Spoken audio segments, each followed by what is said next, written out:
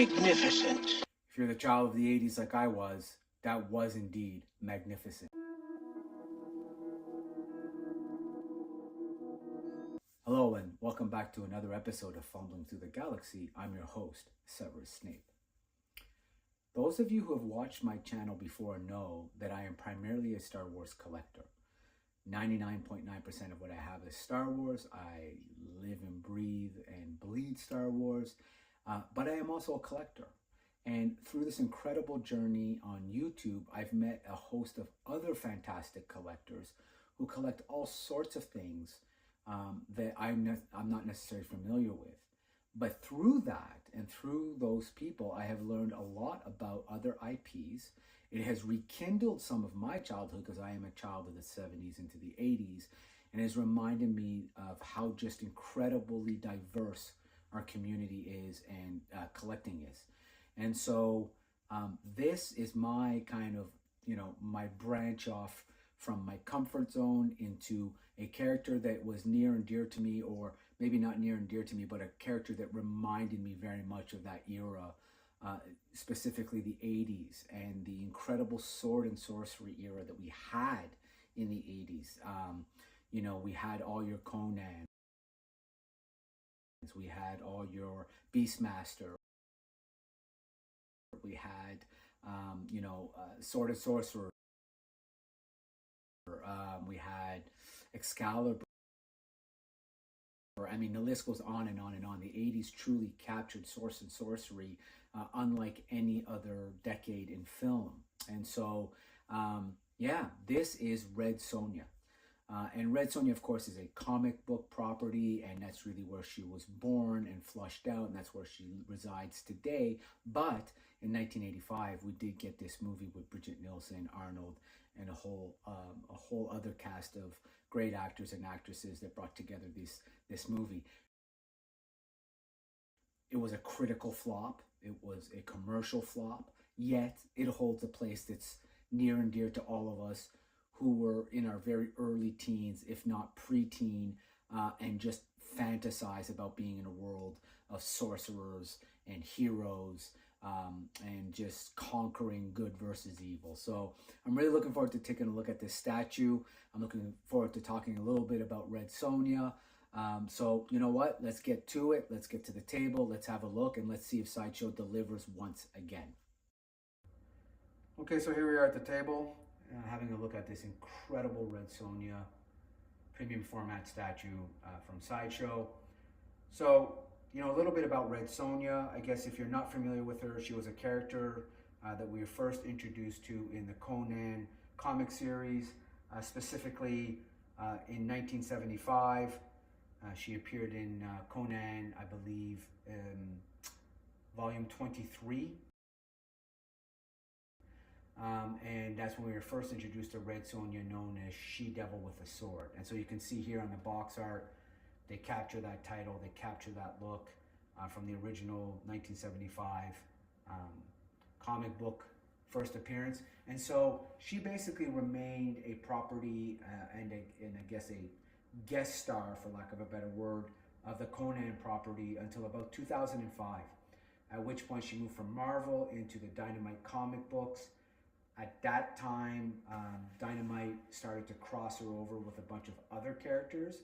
So let's go back to Marvel for a moment. What's interesting is during her Marvel run, she actually had a storyline where she ended up in the future. And in that future, she actually connected with Spider-Man. Yeah, of course. Only in comic books could you get these crossovers, which today, of course, we call the multiverse, and we get all sorts of crossovers. So, that's something that's always happened in comic books, always made them fun, always kept the stories fresh. So she does have, I think it may even be a one-shot with Spider-Man. And then again, fast forward to 2005, we're introduced to her again through Dynamite Comics, a new batch of writers, a modernization of her, and then we get to see her start crossing over with Dracula, Vampirella, as well as other characters that we become familiar with. So yeah, really great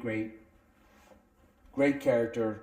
I really enjoyed the 1985 movie with Brigitte Nielsen. As I said in my preamble, was a commercial and critical flop. However, I think as time has passed, we all kind of remember that as, you know, the great sword and sorcery movies in the 80s is one of our favorites.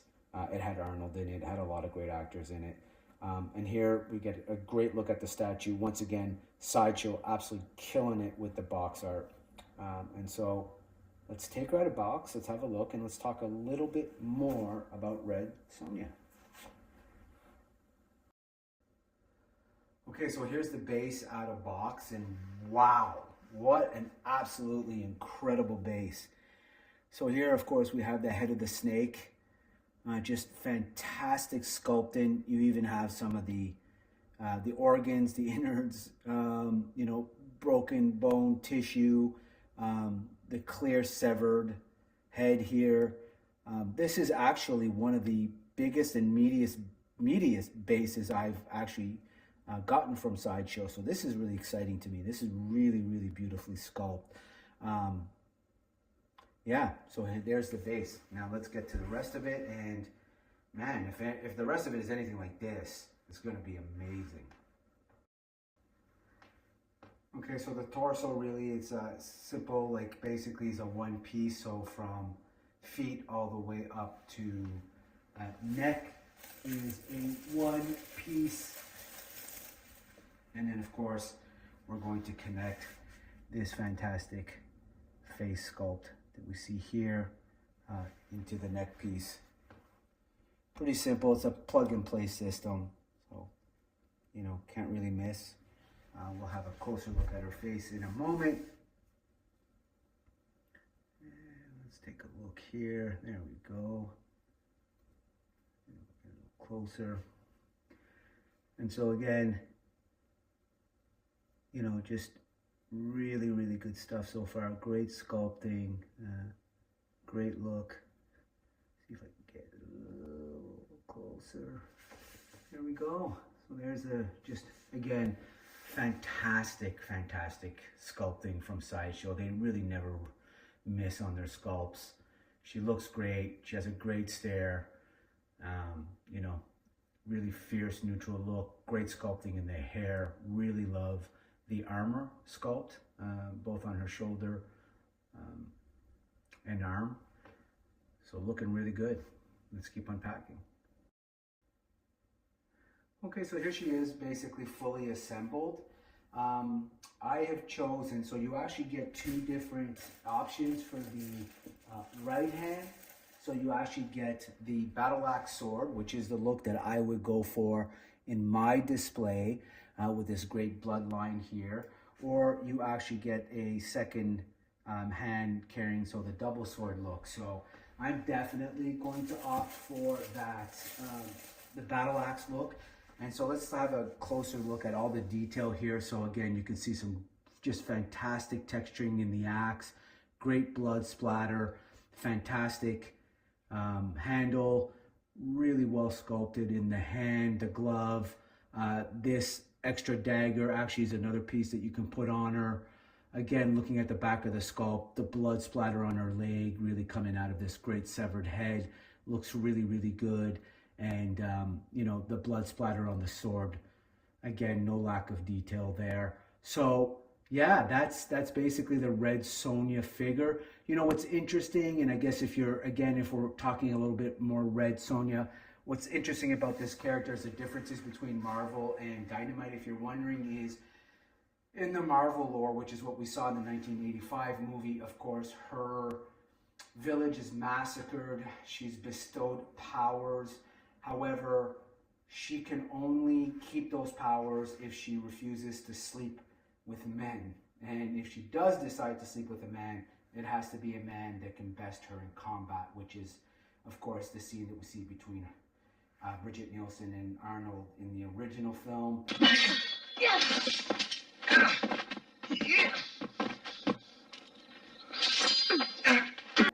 In the update, the Dynamite version, of course, you know, 30 years later, 20 years later, at that point, you know, give it more of a modern sensibility. I think a better storyline, quite frankly, which is essentially she prays to the goddess who bestows her all these powers.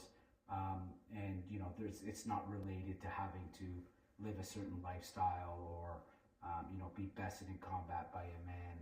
So yeah, that's a little bit about the main difference in her lore as it comes to Marvel and the Dynamite comics. I am so happy that I branched a little bit out of my comfort zone of Star Wars on this. This is a fantastic statue. I could say this is a statue that even my spouse stopped and looked at and thought, wow, this is a pretty cool figure. So, you know, when you can kind of cross over and just get that kind of reaction, I think it's a reaction that you would get if you had this in your collection, period, from people who are or aren't collectors. So on that note, you know, let me know what you think. You know, are you a Red Sonja fan? Which version of Red Sonja do you prefer, the Marvel or the Dynamite version? What did you think of the 1985 movie? As you know, I've avoided speaking about the 2025 remake that went straight to video because, well, let's face it, nobody knew it even got released, and it is absolutely terrible. But if you're someone who liked it, you're certainly, you know, let me know if you did like that version. As always, like, subscribe, and share. And before I sign off today, I have to say, I really want to shout out where I got this statue from, and that is Imagination Hobby. One of the best toy stores in all of Canada, certainly in Eastern Canada easily. They're located in Montreal. They carry a wide variety of not only Sideshow, but the Hot Toys, Hasbro, all the makers, Mezco, on and on and on. Fantastic group of guys, really fantastic store. If you're in the market for any of these hard to find statues, or if you're in the market for Hot Toys, these are the guys to check out. They are, as far as I know, probably the most extensive hot toy carrier and Sideshow carrier in Canada. So check them out. This is I'll give you the QR code here. Look them up. They always got some great sales, great bunch of guys. So yeah, thank you Imagination Hobby as usual for coming through on this. Okay, that's it. So until the next one, be well. May the force be with you.